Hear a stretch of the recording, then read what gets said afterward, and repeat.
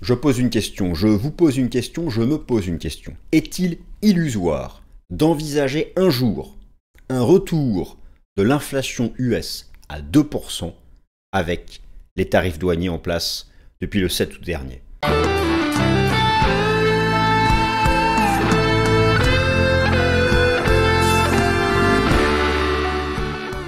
Avertissement légal, cette vidéo ne constitue en aucun cas un conseil financier. Le contenu de cette vidéo ne constitue en aucun cas un conseil financier. Merci à tous. Chers amis, je suis ravi de vous retrouver pour cette nouvelle édition du Top Gun où je ne parlerai pas du marché du travail. La Fed, c'est la semaine prochaine. Revenons à la base. Non mais n'oublions pas, tout le monde est là, pivot de la Fed, baisse de taux, ok. Bon, n'oublions pas une chose.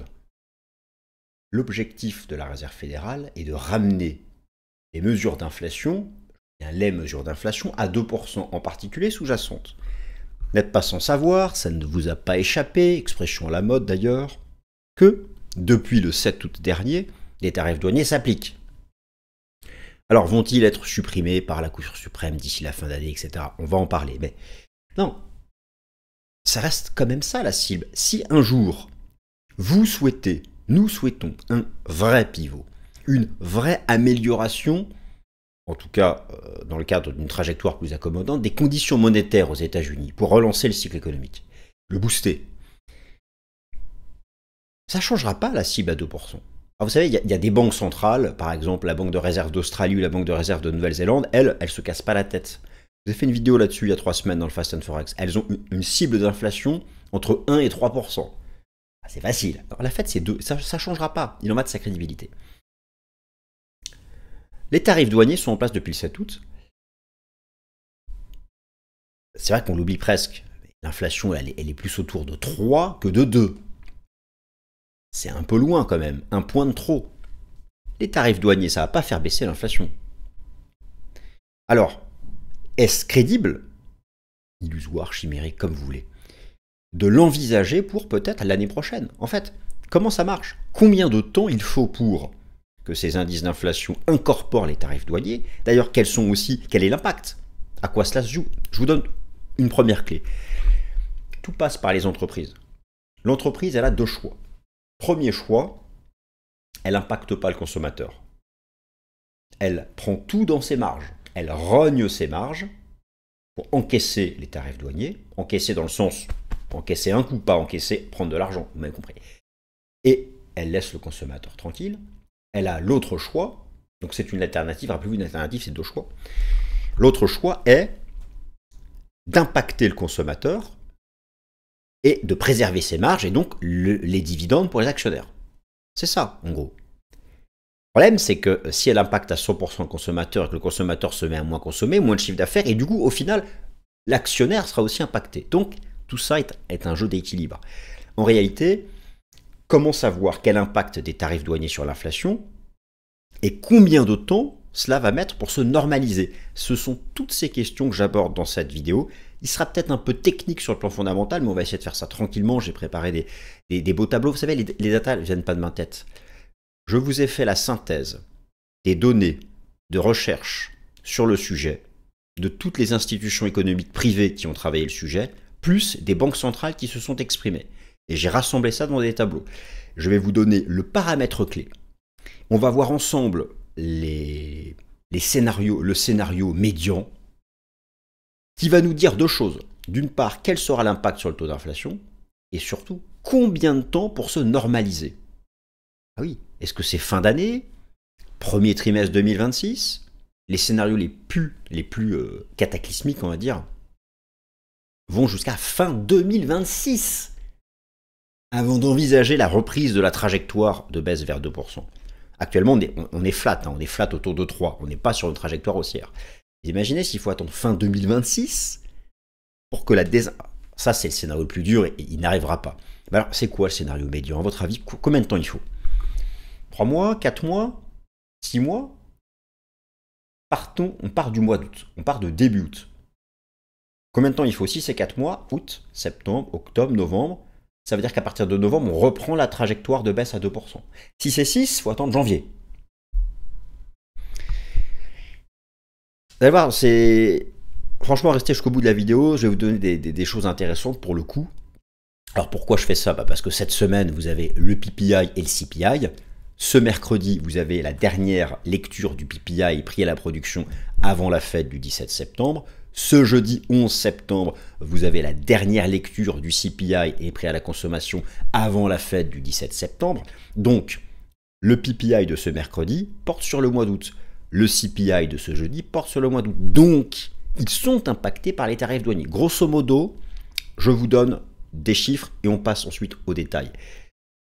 Les économistes s'accordent pour dire qu'il faut 2 à 3 mois max pour que la totalité des effets des tarifs douaniers soient passés. Alors, passer comment? Ça va dépendre d'un paramètre, je vous l'ai expliqué. Soit l'entreprise tape dans ses marges, soit elle répercute sur le consommateur. Ensuite, il y a donc un impact en termes de points de pourcentage sur l'inflation. Et ensuite, il y a une durée de normalisation. Ce sont toutes les infos que je vais vous partager dans cette nouvelle édition du Top Gun. On fera la première partie PPI, CPI. On fait un tour d'horizon de ce que nous disent les indicateurs avancés. Est-ce qu'ils sont catastrophiques pour cette semaine? Est-ce qu'on reste flat autour de 3%, ce qui peut permettre à la Fed de pivoter bientôt? Que disent donc les indicateurs avancés? Troisième partie, donc, tarifs douaniers. Donc, selon la moyenne des études d'institutions de recherche privées économiques et des banques centrales, quel impact des tarifs douaniers sur le CPI US? Quel impact? Plus 0,5, plus 0,6, plus 1, plus 1,5. Vous allez voir, ça va dépendre de critères. Le tableau est clair. Quatrième partie, ce qui est peut-être de plus intéressant pour nous. Combien de temps pour un retour à la normale? Combien de temps pour que tout soit absorbé et qu'on reprenne la désinflation? Vous allez voir, il y a une fourchette temporelle et on va prendre la moyenne. Cinquième partie, ces tarifs douaniers peuvent-ils être supprimés par la Cour suprême? Vous avez peut-être suivi ce sujet. La Cour suprême va se saisir du dossier à partir du mois d'octobre. Je vais vous expliquer ça. Et enfin, dernière partie, après ces chiffres de l'inflation, vous allez avoir des baromètres de marché qui vont évoluer et qui vont permettre d'ajuster la probabilité d'action de la Fed en septembre et en octobre. Et donc, je vais vous redonner 3 baromètres majeurs à suivre après ces chiffres du PPI et du CPI cette semaine. Bienvenue à la nouvelle édition du Top Gun. Inflation US à 2%. Est-ce chimérique? Est-ce illusoire donc de l'envisager, y revenir? En tout cas, simplement que les courbes reprennent leur trajectoire vers 2%. Avec les tarifs douaniers, ça va être compliqué, ça va prendre du temps. Et donc, c'est l'ensemble de ce sujet que je traite dans cette nouvelle édition du Top Gun que je déclare ouverte. Le plan, je viens de vous le donner à l'oral. Je le remets à l'écrit, ceux qui souhaitent le lire. Donc il est là, 5 parties. La première des parties étant bien sûr, cette semaine, la mise à jour du PPI et du CPI. Et vous allez voir que c'est important parce que, donc rappelez-vous, hein, retenez plusieurs choses. Les tarifs douaniers sont en place depuis le 7 août. Il faut, 2 mois pour que cela arrive en totalité dans l'inflation. Il y a déjà eu une surchauffe du dernier PPI, prix à la production, qui pourtant portait sur juillet. Mais il y avait déjà, rappelez-vous, des tarifs douaniers en place depuis avril. Et puis il y a tous les nouveaux dans le cadre des accords commerciaux depuis le 7 août. Sauf avec la Chine, ça négocie encore. Bon, vous avez compris. Donc là, les chiffres de cette semaine qui portent sur le mois d'août portent vraiment sur le premier mois plein impacté par les tarifs douaniers du 7 août. Et le chiffre encore du mois suivant, encore plus. Donc là, on est vraiment dans le cœur de l'impact. Et d'ailleurs, c'est en fonction de ces premiers impacts que nous allons pouvoir ajuster ensuite l'impact global que cela aura sur l'inflation en rythme annuel, parce que l'objectif des 2%, ce n'est pas l'inflation mensuelle, c'est l'inflation en rythme annuel. Et qu'on va pouvoir ajuster petit à petit le temps qu'il faut pour la normalisation. Et c'est ce temps-là de normalisation qui sera important, parce que c'est ce temps-là qui sera le timing d'éventuelles baisses de taux de la Fed en 2026. Et oui, je parle déjà sur 2026, mais oui, on se projette, il faut toujours avoir un temps d'avance. Première partie, donc, vous avez cette semaine la mise à jour du CPI et du PPI. Le PPI, il s'agit donc des prix dits sortis d'usine ou prix à la production. Donc c'est la base. Si vous voulez, les prix sortis d'usine, les prix à la production, c'est la base ensuite qui peut venir ou pas. Ça, c'est encore une fois le choix de l'entreprise. Le choix des entreprises. Venir s'impacter sur les prix à la consommation. C'est toujours pareil. Est-ce que les entreprises concernées absorbent ça dans leur marge en partant du principe que si elles impactent les prix à la consommation, elles vont diminuer les volumes? Qui dit diminuer les volumes dit diminuer le chiffre d'affaires et dit finalement diminuer encore plus les marges. Où vont-elles absorber ça dans leur marge? Donc bah, forcément, ça baisse leur taux de marge. Mais comme ça va maintenir la consommation, in fine, elles s'y retrouvent. Elles font leur petit calcul. Tout ça, c'est très comptable, c'est très réel, c'est adapté à chaque secteur. Et la clé, en fait, de cette histoire de tarifs douaniers, quel impact sur l'inflation, etc. La clé, on en revient à la microéconomie, ce sont les entreprises. Et c'est d'où la difficulté de faire des anticipations. Tant qu'on n'a pas... là, nous allons commencer à avoir une vue du comportement des entreprises, avec le PPI et le CPI de cette semaine, et avec encore celui du mois prochain. C'est pour ça que ça va être hyper passionnant. Alors au passage, avant de regarder ça, donc, je vous ai remis ici, parce que bon, cette semaine, on regarde surtout le CPI, je vous ai remis ici le poids des différentes composantes, pour vous rappeler notamment avec le CPI, l'importance du secteur immobilier et réinsister sur le fait que l'immobilier n'est pas concerné par les tarifs douaniers et que lui, vous allez voir que ces indicateurs avancés sont très optimistes. Ça amortit un peu les chocs, d'accord? Donc ça, c'est quand même une bonne chose pour le CPI. Donc cette semaine, effectivement, vous avez donc le 10 septembre la mise à jour du PPI et le 11 septembre la mise à jour du CPI. Alors, pourquoi pourquoi c'est un sujet important? Parce que, comme je vous l'expliquais en introduction, depuis le 7 août, vous avez donc les tarifs douaniers. Et les économistes s'accordent pour dire qu'il faut en moyenne 2 mois pour que ces tarifs douaniers arrivent à plein régime dans les indices d'inflation. Donc, dans ces 2 mois, les chiffres de cette semaine sont le premier mois, car ils portent sur le mois d'août. Vous avez compris. Premièrement, c'est un sujet pour ça. Deuxièmement, c'est un sujet parce que le PPI, les prix à la production du mois de juillet, qui a été publié en août, vous vous souvenez du mois de décalage, est déjà sorti à 0,9. Je vous l'ai remis ici sur cet histogramme. Il y a déjà eu, donc ça typiquement, l'envolée ici des prix sortis d'usine en rythme mensuel. Là, vous avez le core PPI. Ce pump de 0,9, c'est l'impact des tarifs douaniers qui avait commencé au printemps dernier. Donc là, le chiffre cette semaine, si vous voulez avoir à nouveau quelque chose qui flambe comme du 0,9, le consensus est à 0,6. On n'y échappera pas. Il faudrait vraiment une surprise inattendue, positive, si on avait du 0,2, du 0,3. Ce serait quelque chose d'incroyable. C'est que les entreprises arriveraient à bien amortir tout ça. Mais il ne faut pas rêver, on s'attend quand même à quelque chose d'important. En même temps, c'est transitoire. Il faut 2 à 3 mois pour l'absorption. Ensuite, on revient au rythme de croisière d'avant, qui était du 0,1, 0,2 par mois. Et ensuite, il faut le temps pour que la normalisation se fasse non pas en rythme mensuel, mais en rythme annuel. Rappelez-vous, le taux d'inflation de 2%, c'est le delta entre l'évolution des prix maintenant et il y a 12 mois. C'est ça que regarde la Fed. C'est pas d'un mois à l'autre, c'est le rythme annuel. Donc déjà, il y a un double enjeu pour ça. Premier enjeu parce que c'est le premier mois vraiment impacté par les tarifs douaniers en place depuis 7 août. Et d'autre part, le 0,9, bon, il a piqué un peu. Alors, donc, cette semaine, le PPI et le CPI, qu'est-ce qu'il faut suivre? Pour les prix à la production en version nominale et en version core, ça va être très intéressant à suivre, et notamment de voir s'il y a un impact sur les services. Là, il y avait une petite inquiétude sur le sujet, car je vous rappelle que l'inflation est essentiellement composée de services. L'économie américaine est une économie de services. Et là, c'est vraiment ce qu'on va regarder pour voir s'il y a un vrai danger sur l'éloignement de cette cible à 2%. Cette semaine, il faut aussi donc regarder les prix à la consommation. Et là, ça va être important. Et pour moi, j'estime que le chiffre le plus important de la semaine, il est là. Core Inflation Rate, months of months. L'inflation mensuelle, l'inflation CPI en rythme mensuel, on ne veut pas du 0,6, du 0,7, on ne veut pas de la surchauffe. La clé est ici.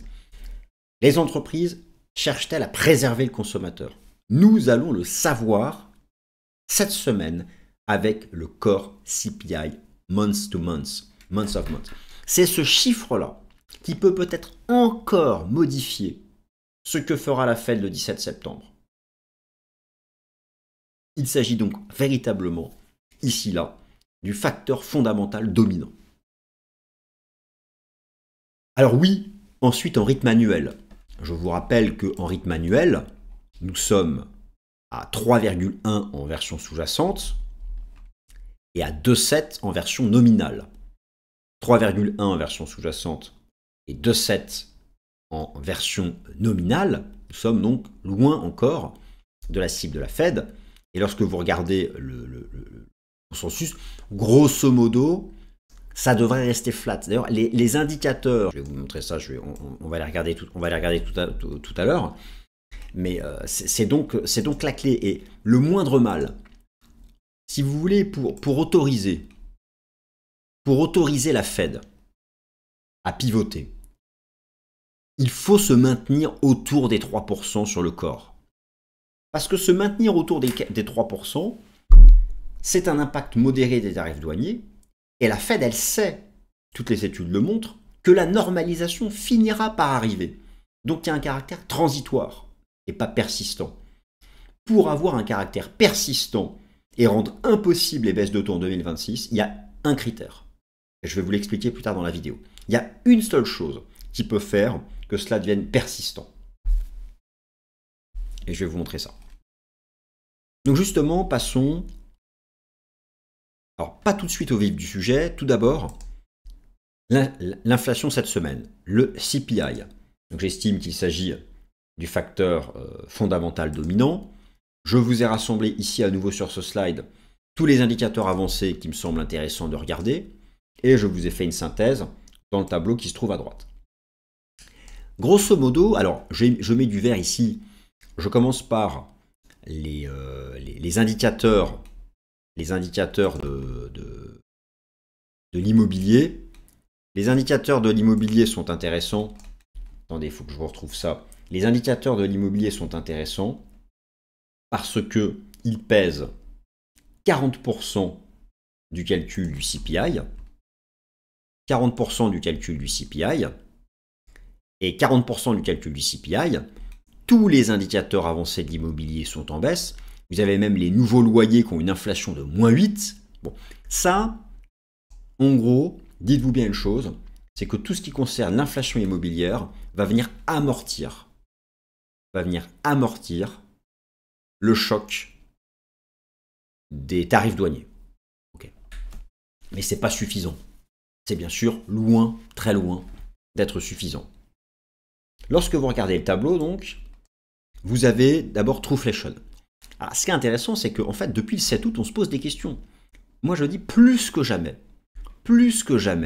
l'outil Trueflation a un vrai rôle actuellement.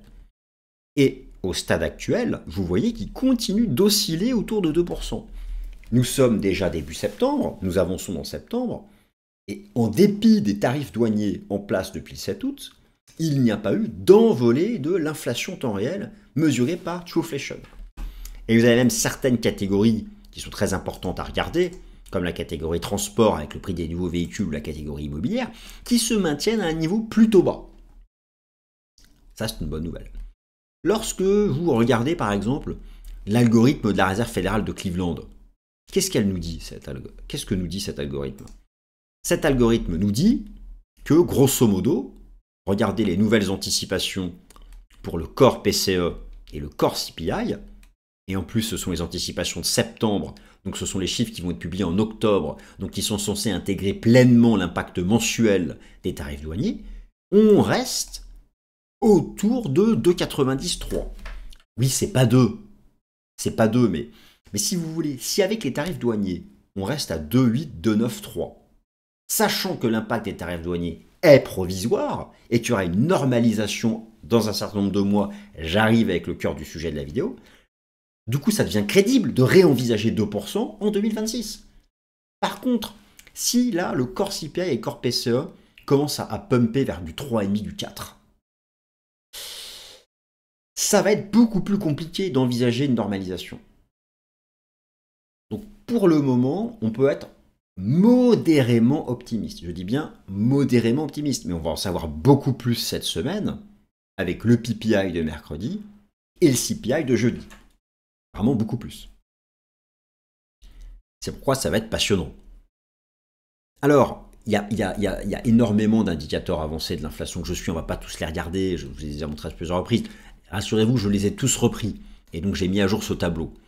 Mais concrètement, lorsque vous regardez la composante inflation des ISM, qui sont en fait la façon dont les directeurs d'achat des entreprises se projettent, il nous faut tous comprendre que nous sommes en phase, les courbes sont haussières, parce que nous sommes en phase d'intégration des tarifs douaniers. Et quoique la composante inflation manufacturière commence à reprendre la direction du sud, comme si finalement cet impact des tarifs douaniers était vraiment du coup à court terme. Tout ça est à confirmer. Tout ceci est à confirmer. Mais grosso modo, pour les chiffres de l'inflation cette semaine, pour ce qui est de l'impact sur la fête du 17 septembre, il faudra regarder la version mensuelle, mais pour la vue plus long terme, c'est la version annuelle sous-jacente. Tant que le core CPI et le core PCE sont autour de 2,9 et 3, malgré les tarifs douaniers, c'est plutôt bon signe. Parce que l'on sait qu'une fois incorporés ces tarifs douaniers, après un certain temps, et j'arrive avec ça, il y aura la disparition de l'effet, une normalisation, et qu'on pourra reprendre la direction des 2%. Direction des 2% qui pourra autoriser davantage de baisse de taux de la Fed en 2026. Alors, venons-en au cœur de la vidéo.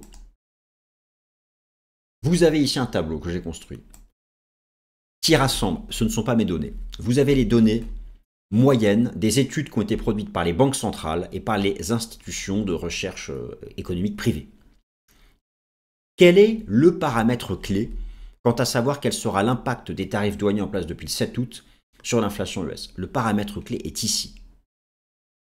Quelle est la part des tarifs douaniers que les entreprises vont répercuter sur les prix à la consommation? Rappelez-vous, soit elles impactent leur marge, soit elles impactent les prix à la consommation. Leur marge ou les prix à la consommation. Et les choses sont différentes. Si les entreprises impactent 100%, si les entreprises répercutent 100% des tarifs douaniers sur les prix à la consommation, on est foutu. Vous avez un impact de 1,80 sur le CPI. C'est foutu. Foutu. On remonte à du 4 sur le sous-jacent. Mais ça, jamais ça n'arrivera. En moyenne, scénario central, les entreprises répercuteraient 60% sur le consommateur. Ça rajoute 1 point de pourcentage au corps. Ça reste négociable. On se situe 1 point au-dessus de la cible de la Fed. Par contre, si vraiment les entreprises décident de ne pas tuer le consommateur, de rogner leur marge, donc d'abord de rogner un peu les dividendes, mais de préserver le consommateur pour la consommation qu'elles ont une vue à plus long terme, l'impact est tout à fait raisonnable sur le CPI. Alors me direz-vous, ok, il y a des études, ça dit tout. En fait, ça peut être 35, ça peut être 60, ça peut être 100%. Ah oui, mais ce sont des études. Maintenant, on verra ce que vont faire les entreprises. Et on va le savoir à mesure que chaque mois vont être publiées les mises à jour du PPI, du CPI et du PCE. Et on commence cette semaine avec mercredi et jeudi, vous avez compris. Ça, c'est la première chose. Maintenant, bien sûr que pour envisager des baisses de taux en 2026, il faut se situer là ou là. Vous avez compris. Là, là c'est mort. Si on est dans ce cas de figure-là, c'est bear market. C'est moins 30% le SP500, les taux qui ne bougent pas, enfin, vous voyez ce que je veux dire, quoi. Bon. Maintenant, tout ça, c'est bien marrant. On voit à peu près l'impact en fonction d'un critère décisif. Nous allons rester sur ce critère décisif du pourcentage que les entreprises décident d'impacter sur le consommateur et non sur leur marge. Maintenant, l'autre question. Combien de temps faut-il? Et ça, c'est la clé pour 2026. Combien de temps faut-il pour une normalisation? Bah oui, il y aura une normalisation. Tôt ou tard, il y aura une normalisation. Même le Covid, il y a eu la normalisation. Il y aura une normalisation une fois que tous les tarifs douaniers, une fois que toutes les hausses de prix sont passées. Il y aura une normalisation. Ça va prendre du temps. Et ce temps va dépendre, encore une fois, de la façon dont les entreprises vont répercuter ça sur soit le consommateur, soit leur marge. Donc vous avez à nouveau ici les 3 scénarios, médian, central et le scénario le plus compliqué. Dans le cas de figure où les entreprises passent quasiment tout sur le consommateur, vous avez compris que c'est foutu. On a quasiment 1,80 de points de pourcentage de plus d'inflation. Et il faudrait minimum 1 an pour une normalisation. Ça nous envoie à fin 2026. Ça veut dire que 2026, c'est bear market, on est foutu. Enfin, foutu. Bear market, quoi. Il y a des gens qui peuvent être contents que ça baisse. Donc c'est pour ça qu'on ne va pas dire qu'on est foutu, mais bear market. Dans un scénario bas ou médian, encore une fois, ce sont les données compilées des banques centrales et des institutions de recherche économique. Dans un scénario bas ou médian, où les entreprises répercutent entre 30 à 60% sur le consommateur des tarifs douaniers, la normalisation peut se faire au mieux en 2 mois. Il ne faut pas rêver 2 mois. 2 à 4 dans le scénario bas et 4 à 9 dans le scénario médian. Donc grosso modo, vous voyez que si on tape au centre, il faudrait 4 à 5 mois pour un début de normalisation. Août, septembre, octobre, novembre, décembre. Concrètement, cela nous dit qu'on peut envisager à partir du début d'année 2026 la normalisation. Donc si on reste dans un scénario médian-bas, et que l'inflation arrive donc à reprendre sa trajectoire vers 2% fin 2025, début 2026, c'est pas déconnant de se dire que nous pourrions avoir des baisses de taux de la Fed en 2026. Encore une fois, ce sont des hypothèses et on les a toutes passées en revue, mais le critère majeur, c'est ça. Le comportement des entreprises. Et ça ne se décide ni à la Maison-Blanche, ni à la Réserve fédérale des États-Unis. Ça se décide au sein de chaque entreprise, au sein de chaque secteur ayant ses propres dynamiques, ses propres marges, sa propre relation aux actionnaires, etc. etc. Et c'est un travail monstrueux, c'est de la big data. D'étudier toutes ces entreprises, tous ces secteurs, de commencer à voir comment ils vont se comporter, et semaine après semaine, d'arriver à avoir une big picture et de se dire, ok, donc en moyenne, on est à peu près là, donc on voit à peu près comment ça pourrait commencer à se normaliser. Ça, on va le savoir. Donc moi, je continue je regarde chaque semaine, je vais regarder ces datas, et puis qu'on puisse, et puis qu'on va permettre, on va affiner le scénario. Alors, voilà, la Cour suprême, est-ce que la Cour suprême, ça c'est rapidement, je vous remets ici quelques informations pour vous dire qu'à partir du mois d'octobre, la Cour suprême va se saisir de ce sujet des tarifs douaniers, que l'administration Trump essaie de faire passer en mode urgence, mais c'est pas sûr que... En gros, concrètement, la Cour suprême des États-Unis a le pouvoir de les suspendre, d'en garder que certains ou pas. Tout ça pour dire qu'il existe la possibilité que la Cour suprême des États-Unis supprime ces tarifs douaniers. Alors là, toutes les cartes seraient rebattues. Ça, c'est un sujet qu'on suivra à partir du mois d'octobre, donc c'est pas pour tout de suite. Cette semaine, vous allez avoir donc la mise à jour du CPI et du PPI.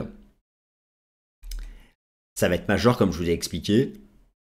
Comment savoir quel impact cela aura sur la décision de la Fed du 17 septembre? Comme d'habitude, le taux obligataire américain à 2 ans, l'outil CME Fed Watch Tool, et n'oubliez pas le Russell 2000, les small caps américaines, hyper sensibles aux perspectives de taux d'intérêt de la Réserve fédérale des États-Unis.